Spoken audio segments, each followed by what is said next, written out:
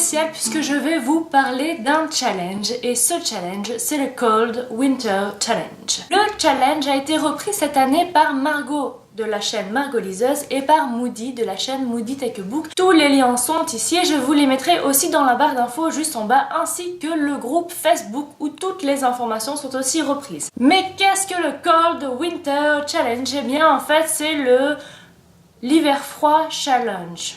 Oui, je sais, en français ça donne pas du tout la même chose, c'est même un peu ringard, hein.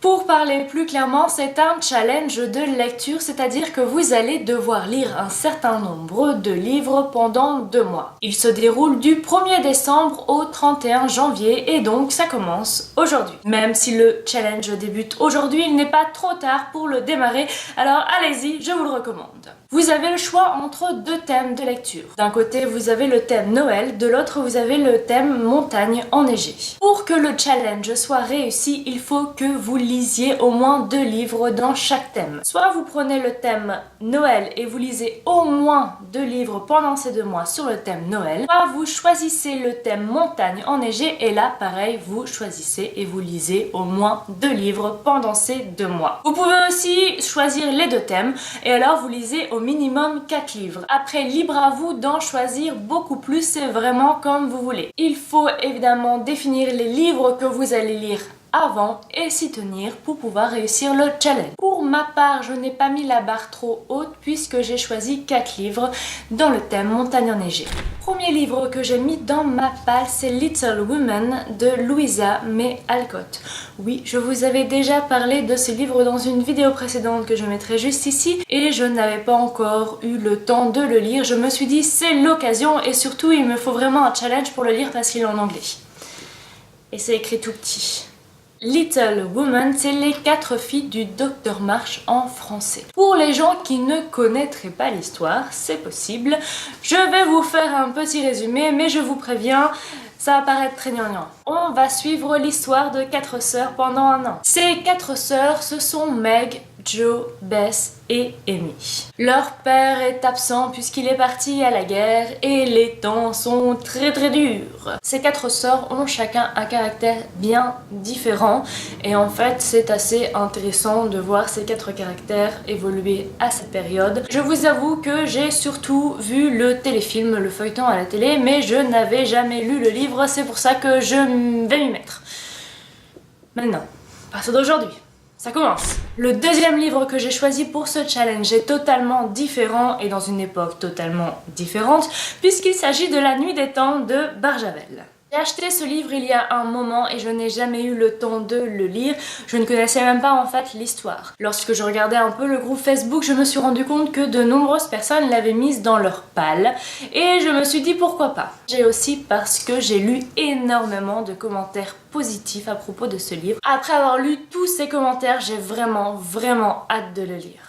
J'allais m'arrêter là, mais après je me suis dit que vous faire un petit résumé du livre ce serait quand même sympa. Mais alors le résumé sera vraiment très court parce que même sur la 4e de couverture ou même sur internet il y a très peu de détails. On est en pleine expédition polaire française et les scientifiques en fait quand ils vont sonder la glace ils vont se rendre compte qu'un signal provient d'en dessous de la glace. Donc évidemment qu'est-ce que c'est, pourquoi, voilà. C'est à peu près toutes les informations que j'ai trouvées sur internet ou sur la 4e de couverture. Donc je pense que ça promet, parce que c'est assez mystérieux. Le 3e livre, je l'ai trouvé alors que je me baladais chez Pellemel, donc le magasin de livres de seconde main à Bruxelles et en Belgique. Je ne suis pas sûre qu'il y en ait en France, faudrait que je vérifie. Ce livre, c'est Ta fille morte d'Alex Berg. Et celui-ci, dès la couverture, on comprend que ça se passe quand même autour de la neige. L'histoire, c'est celle de Caroline. Sa petite fille vient de mourir. Elle refuse d'accepter sa mort. Elle va donc quitter la ville où elle vit, Hambourg, pour retourner en fait dans le nord de la Suède, là d'où elle vient. On est en plein hiver, sauf qu'apparemment là son ex-fiancé va revenir, enfin il va se passer plein de choses, j'espère, pour que le livre soit intéressant, et apparemment c'est aussi un thriller. Pour le dernier livre, j'ai choisi le format d'e-book parce qu'en fait je l'avais acheté aussi il y a quelques mois. Ce livre c'est Passé mortel de Philippe Donlé, comme d'habitude, je ne sais pas le prononcer. On va suivre la traque de Donovan Nash qui à un moment va se retrouver en Alaska. C'est là que je me suis dit ça va sûrement être dans le froid. C'est le cofondateur d'une société, EcoWash, qui est une société de recherche scientifique pour l'écologie apparemment. Il va être traqué parce qu'il est accusé d'une série de meurtres atroces qui évidemment soulèvent l'indignation générale et internationale. Dans le résumé, on sait déjà que ce n'est pas lui le meurtrier, sauf qu'il est quand même traqué par le FBI, par des hommes peut-être un peu bizarres et par sa propre société. Et apparemment dans sa traque, il va aussi empêcher le pire crime écologique de l'histoire. Alors je pense que ça va être du lourd, que ça va être bien intense. J'espère juste que ça ne va pas être trop intense justement parce que sinon je vais peut-être avoir du mal à suivre. Cette vidéo est maintenant terminée. Si elle vous a plu, franchement n'hésitez pas à la liker. Alors pourquoi je vous demande tout le temps de liker mes vidéos? Non, ce n'est pas pour vous embêter ou pour flatter mon ego. En fait, c'est tout simplement une histoire de référencement. YouTube est tel que plus une vidéo est partagée ou likée, plus elle sera mise en avant sur son site. Et en fait, c'est ce que j'aimerais faire, c'est que mes vidéos aient plus de visibilité. Après, évidemment, c'est à vous de me dire si vous l'aimez ou pas. Et c'est à moi aussi de m'adapter pour essayer d'avoir un meilleur contenu et de vous plaire aussi. N'hésitez donc pas à liker la vidéo, à la partager, mais aussi à la commenter puisque votre avis m'intéresse. Je vous souhaite une excellente semaine et un excellent début de mois de décembre et je vous dis à la semaine prochaine. Ciao, ciao.